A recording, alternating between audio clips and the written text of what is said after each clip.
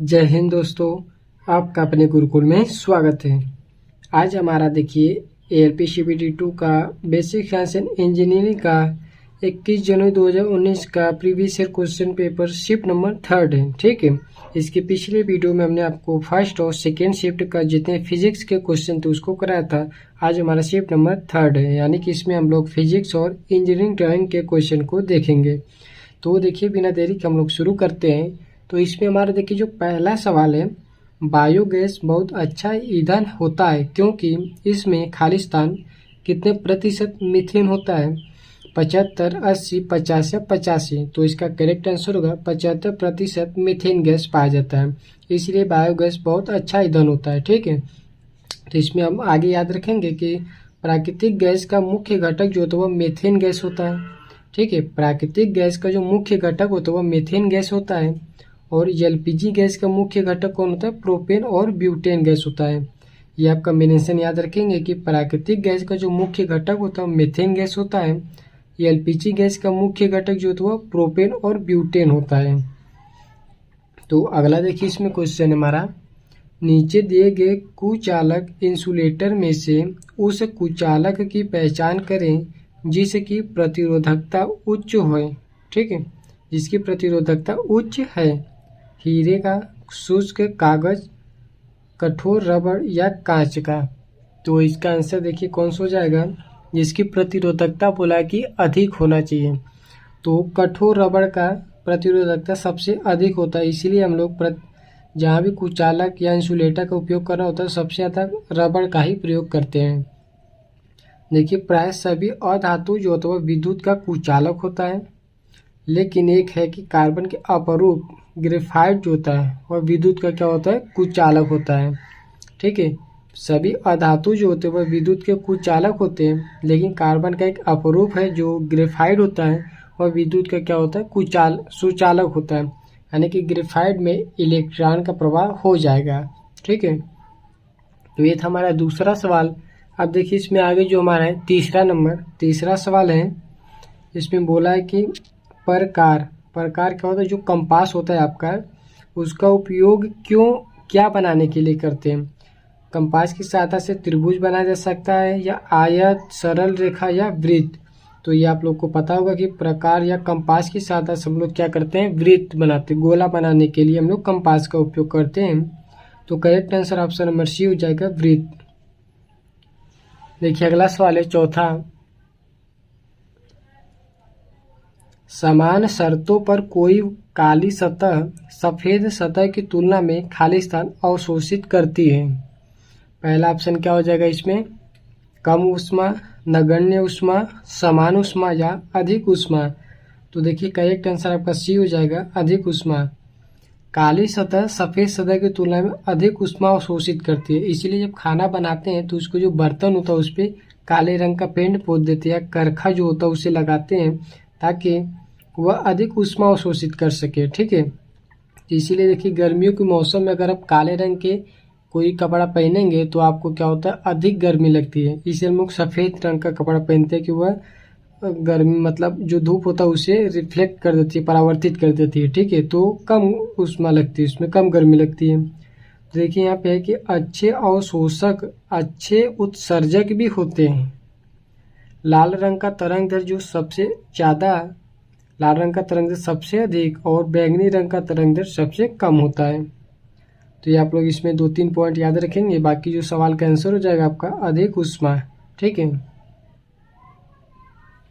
अगला सवाल है पांचवा की उस सामग्री की पहचान करें जिसमें रैखिक विस्तार का गुणांक सबसे कम होता है।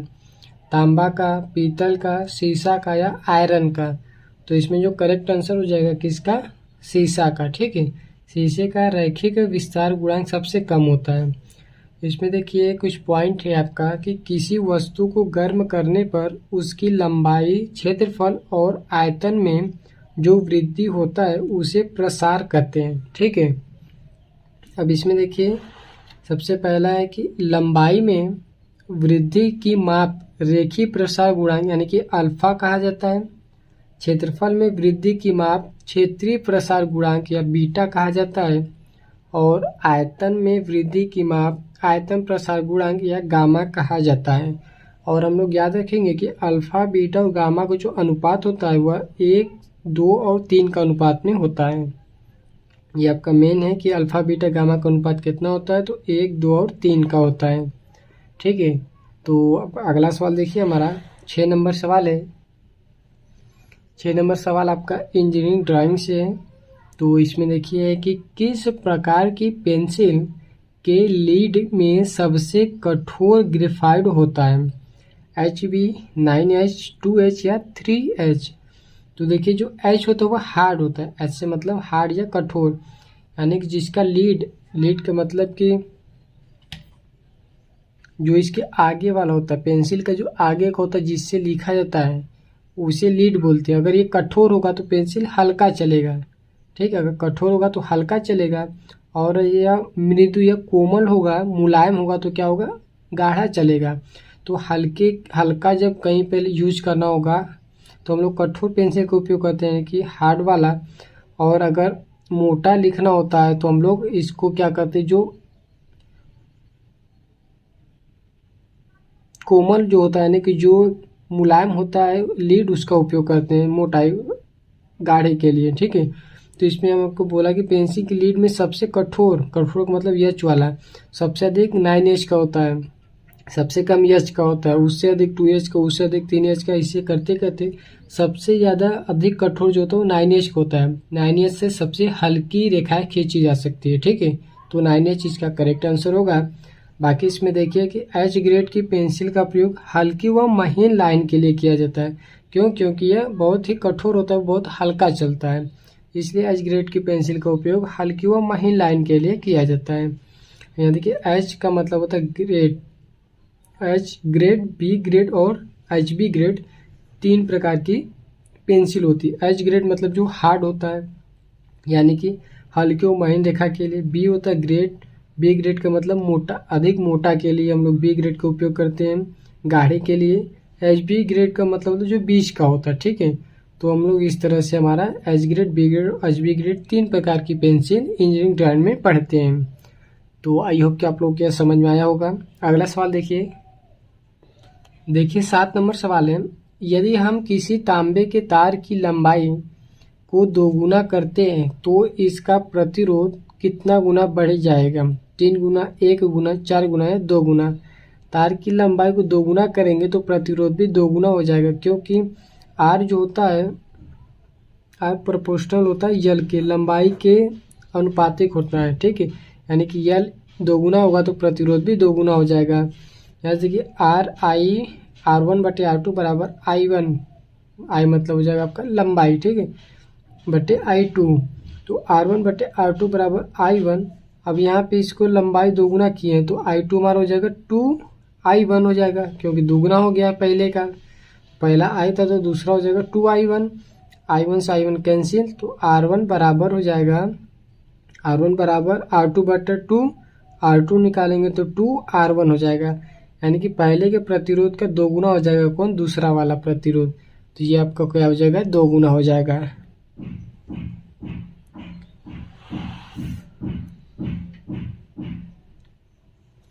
देखिए अगला है 8 नंबर सवाल। प्रथम कोण प्रक्षेपण के लिए निम्नलिखित में से कौन सही है। प्रक्षेपण का तल वस्तु और प्रेक्षण के बीच स्थित होता है, वस्तु तीसरे चतुर्थांश में स्थित होता है, वस्तु प्रेक्षक और प्रक्षेपण के तल के बीच स्थित होता है, या वस्तु चौथे चतुर्थांश में स्थित होता है। प्रथम कोण प्रक्षेपण के लिए क्या सही हमको बताना। तो प्रथम कोण प्रक्षेपण में प्रक्षेपण का जो तल होता है वो वस्तु और प्रेक्षण के बीच स्थित होता है। यह आपका पहला वाला ऑप्शन सही है, ऑप्शन नंबर ए जो होगा इसका करेक्ट आंसर हो जाएगा। ठीक है, तो ये था हमारा 8वां सवाल। देखिए अगला सवाल है 9 नंबर। 9वां सवाल है आपका कि किसी पदार्थ की विशिष्ट ऊष्मा क्षमता को किसके द्वारा तय किया जाता है। डेल्टा थीटा, डेल्टा क्यू बटे डेल्टा टी इंटू 1/m, यम डेल्टा क्यू बटे डेल्टा टी, यम डेल्टा टी बटे डेल्टा क्यू, या 1/m इंटू डेल्टा टी बटे डेल्टा क्यू। तो जो इसका फार्मूला होता है Q बराबर MS डेल्टा टी या डेल्टा क्यू बराबर एम एच डेल्टा टी होता है। तो हमको यश का मान बताना है, विशिष्ट ऊष्मा क्षमता यानी कि यश का मान। तो यश बराबर हो जाएगा डेल्टा क्यू बटे एम डेल्टा टी। ये वाला कहीं है, देखिए यहाँ पर डेल्टा क्यू बटे डेल्टा टी, यहाँ पर उल्टा दे दिया है। तो डेल्टा क्यू बटे डेल्टा टी इंटू 1/m। तो आपका correct answer option number A जो होगा करेक्ट आंसर होगा। तो अब देखिए सवाल में आपको ये फार्मूला लगाएंगे, तो इसमें आपको क्यू का मान निकालना होता है और यश का मान उसमें दिया रहता है। तो जल की विशिष्ट ऊष्मा आप लोग कुछ याद कर लेंगे 2-3, जैसे कि जल की विशिष्ट ऊष्मा धारिता जो होता है वह 4200 होता है, बर्फ की विशिष्ट ऊष्मा धारिता होता है 2100 होता है, और आपका वाष्प की विशिष्ट ऊष्मा धारिता 1000 होता है। ठीक है, तो ये आप 3 ठो याद कर लेंगे, बाकी उस पर सवाल में भी दिया रहता है। तो क्यू डेल्टा क्यू बराबर एम एच डेल्टा टी, यहाँ से विशिष्ट ऊष्मा धारिता हमको निकालना था, तो यश बराबर हो जाएगा डेल्टा क्यू बटे M delta T. Option number A जो है करेक्ट आंसर है। देखिए 10 नंबर सवाल है कि 2 एम्पियर या 2A यानी कि 2 एम्पियर धारा वाले 5 ओम प्रतिरोध में कितनी शक्ति होगी। शक्ति का मतलब पावर यानी कि P का मान बताना है। तो P बराबर हमारा फार्मूला होता है V इंटू आई। ठीक है, तो हमको V का मान नहीं दिया है, तो V को कन्वर्ट करेंगे किस में, I में। तो V बराबर I इंटू आर होता है। यहाँ I इंटू आर रखेंगे तो I और I स्क्वायर इंटू आर हो जाएगा, ये फार्मूला बन जाएगा। P का मान निकालना, I का मान दिया है 2 एम्पियर यानी कि 2 का स्क्वायर, R दिया है 5 तो ये 5 हो जाएगा। P बराबर 2 का स्क्वायर 4 गुणे 5 यानी कि 20 वाट जो आएगा आपका करेक्ट आंसर होगा पहले 10वें सवाल का। ठीक है, आप फार्मूला याद रखेंगे P बराबर V इंटू आई, उसी से आपका फार्मूला से ही आंसर आ जाएगा। अब देखिए इसमें अगला सवाल 11 नंबर, किसी वस्तु पर दबाव बढ़ाने से वस्तु का आयतन और फिर उसका घनत्व खाली स्थान। तो जब वस्तु पर दबाव बढ़ाते हैं तो वस्तु का आयतन क्या होता है, पहले घटता है, उसके बाद उसका घनत्व क्या होता है, बढ़ता है। ठीक है, वस्तु का आयतन क्या होता है, घटता है और फिर उसका घनत्व बढ़ता है। तो आपका correct answer option number B हो जाएगा। अगर वीडियो अच्छा लग रहा हो तो वीडियो को हमारे लाइक करें, चैनल को सब्सक्राइब कर सकते हैं। ठीक है, तो और अगला सवाल हम लोग देखिए, इसमें 12 नंबर सवाल पूछा है, पृथ्वी पर किसी वस्तु का भार 150 न्यूटन है, चंद्रमा पर इसका भार क्या होगा।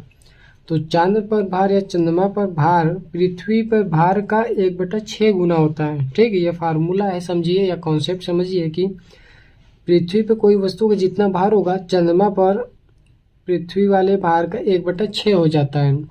पृथ्वी पर 10 न्यूटन है तो मान लीजिए पृथ्वी पर 60 न्यूटन है तो चंद्रमा पर 60/6 यानी कि 10 न्यूटन होगा। तो यहाँ पृथ्वी पर 150 न्यूटन है तो चंद्रमा पर 150/6 यानी कि 25 न्यूटन आपका चंद्रमा पर भार आ जाएगा। तो correct answer option number D हो जाएगा 25 न्यूटन। ठीक है, अगर द्रव्यमान बोलता है कि पृथ्वी पर किसी वस्तु का द्रव्यमान 150 है, 150 अगर द्रव्यमान बोला होता 150 किलोग्राम 50 किलोग्राम, तो चंद्रमा पर भी उसका द्रव्यमान ठीक उतना ही होता है। ठीक है, द्रव्यमान चेंज नहीं होता है, भार क्या हो जाएगा, चेंज हो जाएगा। पृथ्वी पर जितना रहेगा चंद्रमा पर पृथ्वी का 1/6 गुना हो जाता है बस। तो अब अगला सवाल देखिए 13 नंबर सवाल है कि न्यूनतम ऊष्मा चालकता वाले धातु की पहचान करना है, तांबा, पारा, सिल्वर, चांदी या एल्यूमिनियम। तो इसका करेक्ट आंसर आप लोग याद रखिए कि न्यूनतम ऊष्मा चालकता वाला धातु जो होता है वो पारा होता है। कुछ इंपॉर्टेंट इसमें है कि इन धातुओं में सर्वाधिक ऊष्मा चालकता एवं विद्युत चालकता दोनों ही चांदी में होता है। ठीक है, सिल्वर में सबसे अधिक ऊष्मा चालकता और विद्युत चालकता दोनों होता है। चांदी के बाद दूसरे व तीसरे नंबर पर क्रमशः तांबा और सोना होता है। सबसे अधिक चांदी में होता है, सेकेंड नंबर आपको हो जाएगा तांबा, थर्ड नंबर पे सोना हो जाएगा। अब देखिए इसमें है कि उच्चतम ऊष्मा चालकता वाला अधातु जो होता है वो बर्फ होता है। ठीक है, उच्चतम ऊष्मा चालकता वाला अधातु बर्फ होता है। द्रव में सर्वाधिक ऊष्मा चालकता जल की होती है और गैसों में सर्वाधिक ऊष्मा चालकता हाइड्रोजन की होती है। ठीक है, ये आप लोग 6 पॉइंट इसमें इसको याद रखेंगे। बाकी अब देखिए अब अगला सवाल हमारा है 14 नंबर, शीर्षक खंड या टाइटल ब्लॉक जो होता है वह आमतौर पर कहाँ बनाया जाता है। तो देखिए पहला ऑप्शन है ड्राइंग शीट पर दाईं ओर के ऊपरी कोने पर, यानी कि मान लीजिए आपका ड्राइंग बोर्ड है, इसके दाईं ओर ऊपरी सिरे पर, या ड्राइंग शीट पर दाईं ओर के निचले कोने पर, ड्राइंग शीट पर बीचों बीच, या ड्राइंग शीट पर बाईं ओर के ऊपरी कोने पर। तो जो ड्राइंग बोर्ड होता है उस पर हम लोग दाएं साइड के, मान लीजिए आपका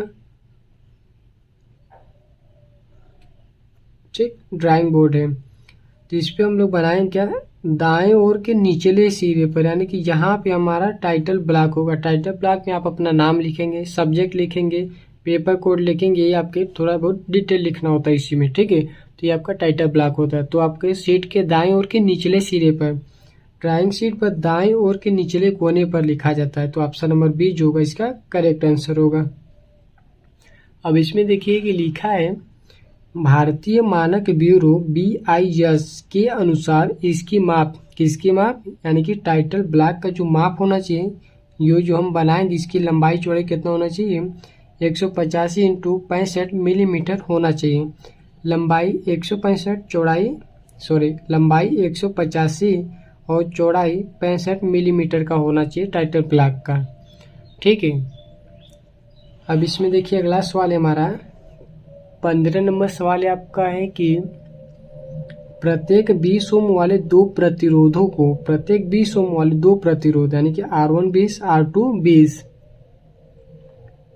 ठीक है, प्रतिरोधों को समांतर क्रम में जोड़ा जाता है। तो R1 और R2 को समांतर क्रम में जोड़ दिए तो R12 यानी कि R इक्विवेलेंट हमारा हो जाएगा 1/20 + 1/20। तो इसको हल करेंगे तो हमारा देखिए आ जाएगा 20/20 यानी कि 10 ओम। अब हमसे पूछा क्या है, और इस संयोजन में वोल्टेज आपूर्ति 40 दी जाती है, तो वोल्टेज स्रोत द्वारा दिया जाने वाला प्रतिरोध ज्ञात करना। प्रतिरोध हमको निकालना समांतर क्रम में, तो सीधा हमारा जो R को माना है वो इसका करेक्ट आंसर होगा। तो हमारा करेक्ट आंसर 10 ओम आ जाएगा, ऑप्शन नंबर बी, ठीक है। देखिए अगला सवाल है 16 नंबर, सेल्सियस तापमान TC, सेल्सियस तापमान, टेम्परेचर सेल्सियस, और फ़ारेनहाइट तापमान में क्या संबंध होता है। तो हम सबसे पहले अपना ये याद करेंगे क्या होता है ये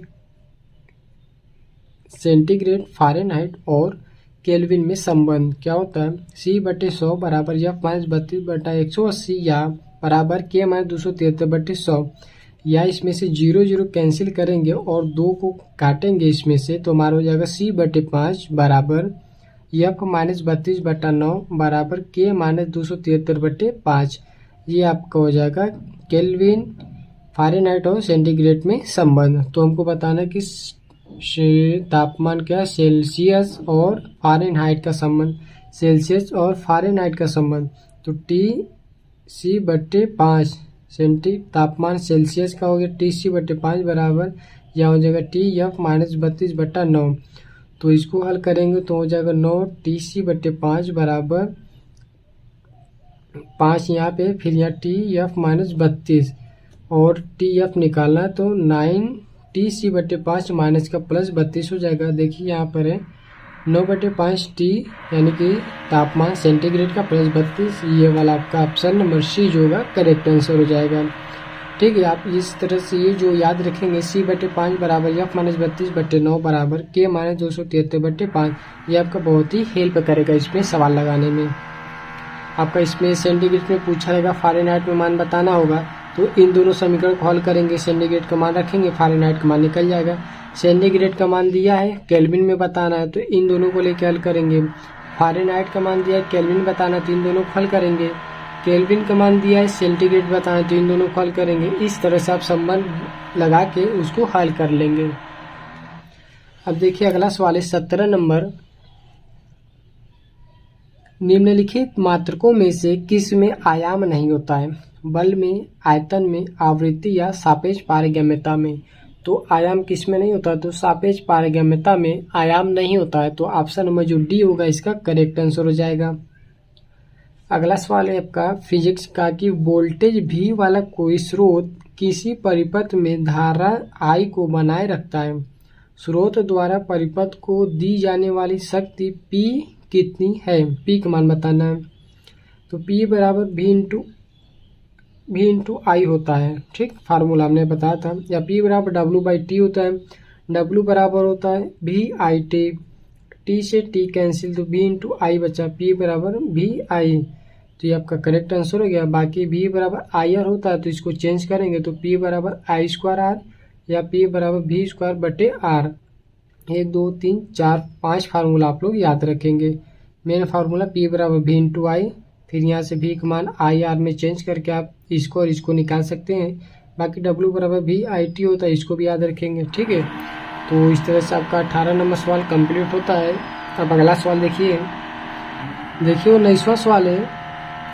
50 किलोग्राम वजन वाला कोई लड़का 10 सेकेंड में प्रत्येक 16 सेंटीमीटर ऊंचाई वाली 40 सीढ़ियों पर चढ़ता है तो उसकी क्षमता ज्ञात करना है। जी का मान दिया है 10 मीटर पर सेकेंड स्क्वायर, ठीक है। यम का मान है 50 kg, टी का मान है 10 सेकेंड, एच है ऊंचाई 16 सेंटीमीटर, 16 सेंटीमीटर दिया है। एक सीढ़ी की ऊंचाई है तो 40 सीढ़ी है तो 16 गुणे 40 यानी कि 640 सेंटीमीटर, और 640 सेंटीमीटर को मीटर में बदलेंगे तो 100 से भाग करेंगे तो एच बराबर 6.40 मीटर, ये आपका टोटल ऊंचाई आ गया। P बराबर W/T होता है और W का मान जब हम ऊपर से मतलब G में निकालेंगे तो W बराबर mgh होता है, ठीक है। तो mgh/T, तो P बराबर m का मान है 50, G का मान दिया है 10, h ऊंचाई 6.40/T है 10 सेकेंड, 10 से 10 कैंसिल, 0 से आप ये इसको 64 को 5 से गुणा करेंगे या फिर 50 से 5 है तो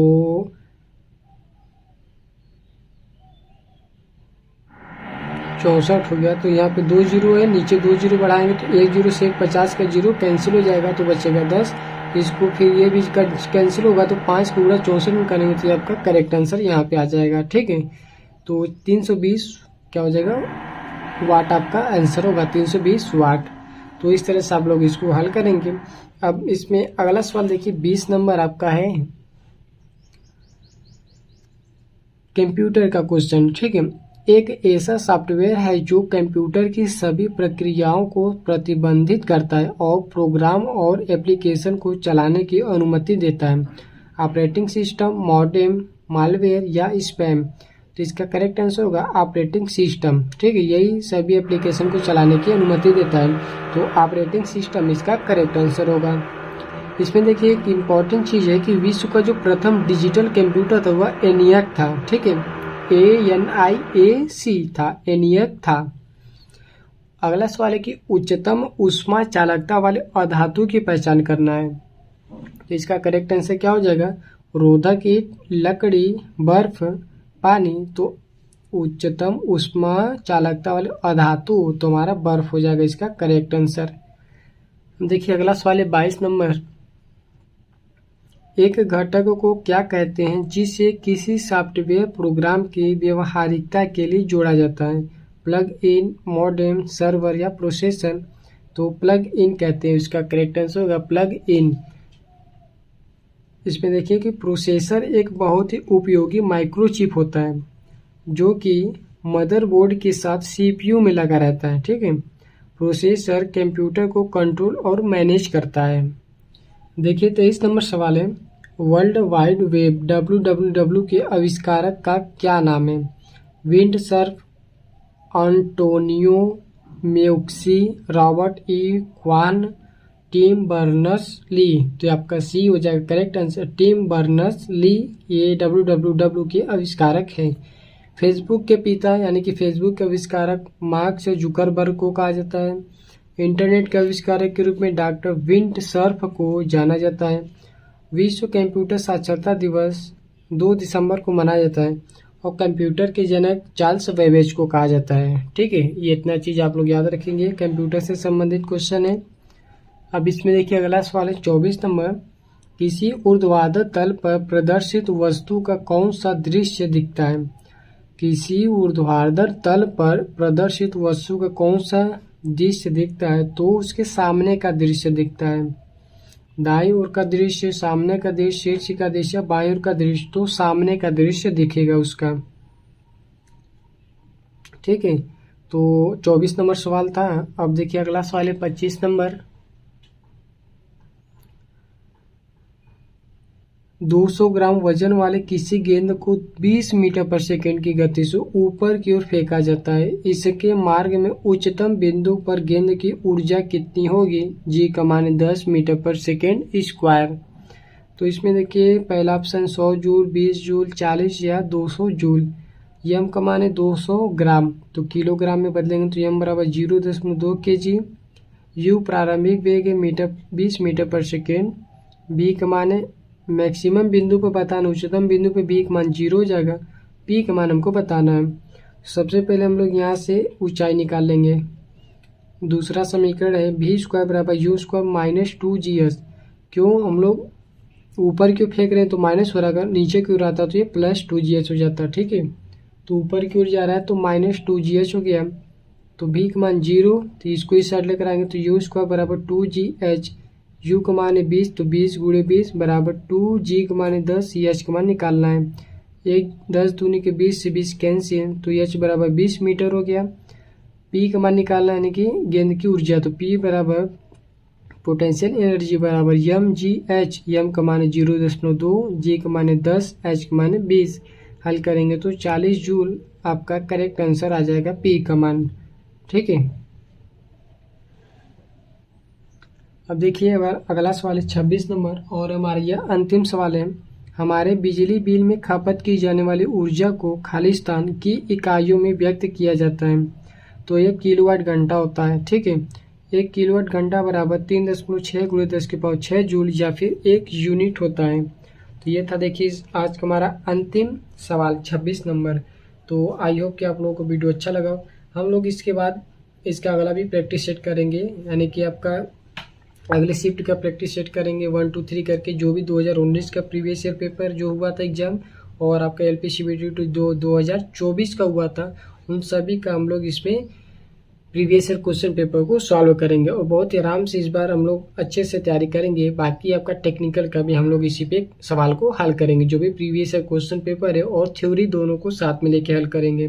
ठीक है, तो आप लोग हमारे साथ बने रहिए। तो आई होप कि आप लोग को वीडियो अच्छा लगा हो। वीडियो पसंद आए तो हमारे वीडियो को लाइक करें, चैनल को सब्सक्राइब करें और अपने दोस्तों को वीडियो शेयर करें। Thank you.